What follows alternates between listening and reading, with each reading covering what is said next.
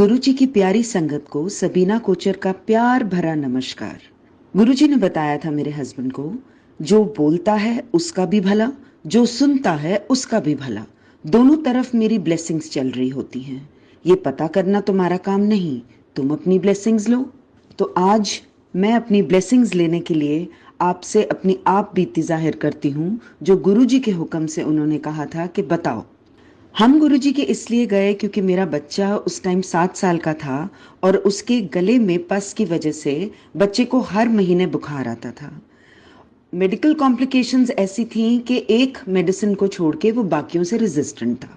मेरी टांगें इस कदर दर्द करती थीं कि एक पैर के बाद जब मैं दूसरा पैर रखती थी मुझे बहुत ज़्यादा डिस्कम्फर्ट होता था। सारे इलाज मैं करा चुकी थी, लेकिन कोई मर्ज पता भी नहीं चलता था।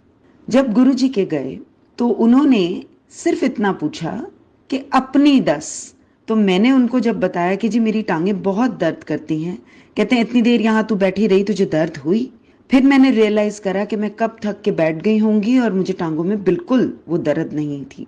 उन्होंने बोला आज के बाद नहीं होगी, और इस बात को 25 साल होने को आ रहे हैं। फिर उन्होंने बेटे का पूछा, मुंडे दादस। मैंने सिर्फ उनको छोटी सी लाइन बोली कि गला खराब रहता है। तो उन्होंने बोला कि घर में चावल बनाना और खाना बंद कर दो और इसको एक सोने का ओम पिना दे। तो मैंने धीरे से गुरुजी को कान में बोला कि जॉइंट फैमिली है। कहते हैं तू, तेरा घर वाला, तेरे दोनों बच्चे सारी उम्र ना चावल खाओगे ना वरतोगे।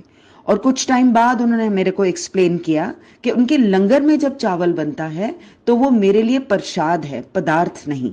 चाहे वो है किसी की शादी का लंगर हो या किसी की पार्टी का लंगर हो, जहां पे भी गुरुजी की गद्दी है वो प्रसाद है।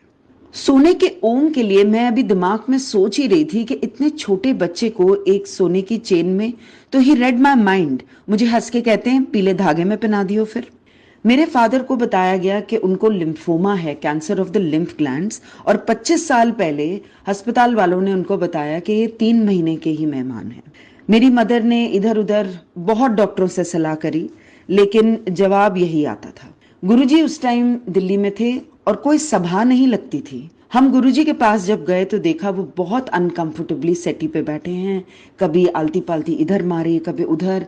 तो मैं और मेरे हस्बैंड कुछ बोले नहीं और हम चुपचाप वहां से चले आए। कुछ टाइम बाद गुरुजी ने हमें बुलाया और कहा कि मैं किसी के जा रहा हूं ब्लेस करने, तो तुम भी साथ चलो। वहां जाके मुझे बताया गया तेरे प्यो दा कैंसर ठीक कर दिता है मैं। और मैंने तो कैंसर शब्द उनको अल्फाज मुंह से निकाले भी नहीं थे। धीरे धीरे रिपोर्टें चेंज होने लग गईं और मेरे फादर बिल्कुल क्लियर, उनका कैंसर आने लग गया कि जैसे अब कोई है ही नहीं। मेरी माँ ने सोचा कि शायद डॉक्टरों से रिपोर्टें गलत हो गई होंगी तो कोइंसिडेंस होगा। तो गुरुजी ने उसका मुझे जवाब दिया कि कोई कोइंसिडेंस नहीं होता, मेरी पूरी शक्ति लगती है। मेरे फादर को जब दूसरे हॉस्पिटल में शिफ्ट किया गया तो वहां उनकी मेमोरी फेल हो गई और वो अपने बीवी बच्चों को भी रिकॉग्नाइज नहीं कर पा रहे थे। गुरुजी ने बोला काले चने प्रवाह कर दो, हमने किए और उसके बाद मेरे फादर रिवाइव कर गए। वो आज तक जिंदा हैं, उनकी बॉडी में कहीं भी कैंसर नजर नहीं आता, तो दवाई देने का तो सवाल ही नहीं उठता। मेमोरी उनकी उनके बच्चों से भी ज्यादा शार्प है। मेरी माँ और पूरी फैमिली एक शिरडी साईं भक्त। गुरुजी ने शुरू में ही दिखा दिया था कि जोत एक ही है। मेरे को बोला गया कि तू कहीं भी किसी भी डेटी के आगे अरदास कर ले, किसी भी रिलीजन में खड़ी हो जा और अरदास कर ले, तेरी अरदासें सारी एक ही जगह आके परवान होंगी।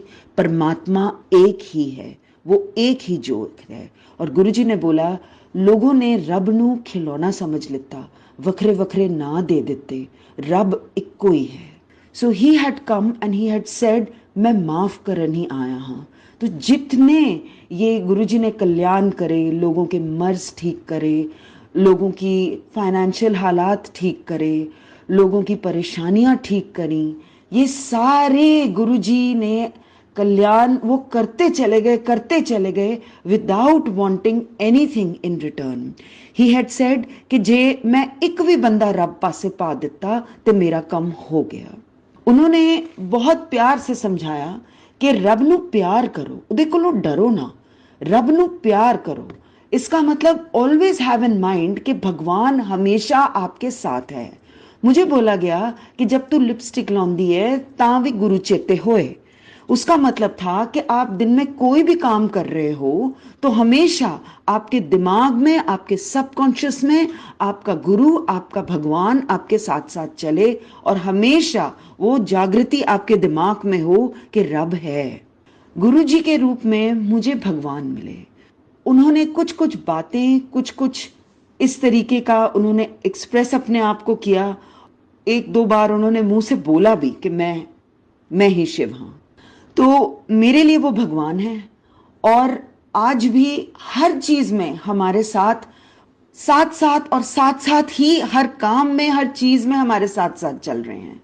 मेरे को कहीं से एक प्लेलिस्ट आई जो गुरुजी के बर्थडे की थी और उसमें एक माँ के ऊपर शब्द था। मैंने अपने माँ बाप को वीडियो कॉल करा और उनका हालचाल पूछा तो मेरी मदर ने आगे से मुझे बोला, तेरे पीछे गुरुजी खड़े हैं। मैंने कहा, जी मेरे पीछे सिर्फ एक प्लेन वॉल है, यहाँ तो कोई फोटो भी नहीं है गुरुजी की। कहती है, नहीं वो तेरे पीछे खड़े हैं, मुझे दिख रहे हैं और उनके ऊपर एक पिंक सी लाइट है। मैंने कहा, जी यहाँ पे तो कोई लाइट भी नहीं है। फिर उन्होंने फोन मेरे फादर को दिया और मेरे फादर ने भी एक ही चीज बोली, गुरुजी दर्शन दे रहे हैं, मैं देख सकता हूं, तेरे पीछे खड़े हैं। मैं मुड़ूं तो मुझे कुछ नजर ही ना आए। एक प्लेन वाइट दीवार थी, उस पर कोई भी आर्टिफैक्ट नहीं था, उस पर कोई भी फोटो नहीं थी। तो ये गुरुजी के दर्शन देने के तरीके हैं। वो किसको कब किस फॉर्म में दर्शन देते हैं ये टोटली उनके ऊपर है। प्रेयर के लिए मुझे बोला गया था कि तू घर के किसी भी कमरे में प्रेयर कर सकती है और तू सोते जागते, अपना काम करते वक्त, गाड़ी चलाते वक्त, कहीं भी तू मार्केट में हो, तू भगवान को याद कर सकती है। कोई मनाही नहीं है, कोई रिस्ट्रिक्शन नहीं है कि आप भगवान को कैसे याद करते हो और कब याद करते हो। और हमेशा उन्होंने ये सिखाया कि रब दा शुक्राना करना चाहिए। मुझे बोला कि आंख